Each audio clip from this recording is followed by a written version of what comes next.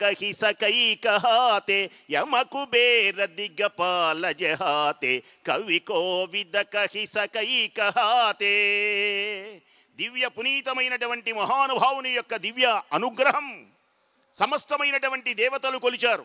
అలాగే రామచంద్ర ప్రభువు కూడా ప్రక్కనే ఉన్నాడు. ఆ రాముని ఒక్కసారి మనం కీర్తిద్దాం, కళ్ళారా చూడండి. ఈ రామచంద్ర ప్రభువు సామాన్యమైనటువంటి వ్యక్తి కాదు. శ్రీమంతుడు, సత్యవంతుడు, జ్ఞానవంతుడు, అసూయారహితుడు, సురలనేని జయించగలిగిన వీరాధివీరుడు, పరంపరానుగత సదాచారవంతుడు, కాంతిమంతుడు, మనోహర రూపుడు, ధర్మజ్ఞుడు, విజ్ఞుడు, సర్వసులక్షణ లక్షిత జాతుడు, భండన భీముడు, ఆర్తజన బాంధవుడు, ఉజ్వల బాణ తూణ కోదండ కళాప్రచండ మూర్తి అయినటువంటి రామచంద్రమూర్తి మనకు దర్శనమిస్తున్నారు. ఆ తర్వాత ఆ ప్రక్కనే ఉన్నటువంటి మహానుభావుడు యాదాద్రి నుంచి విచ్చేసిన లక్ష్మీ నృసింహస్వామి. చేతులు రెండు పైకి ఎత్తి లక్ష్మీ నృసింహ మమ దేహి కరావలంబం.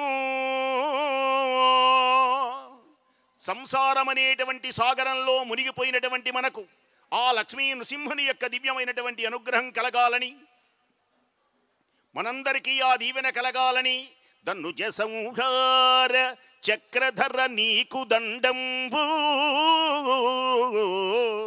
ధనుజ సంహార చక్రధర నీకు దండంబు, ఇందిరాధిప నీకు వందనంబు, కంబు కంధర శార్ంగధర నీకు శుభంబు,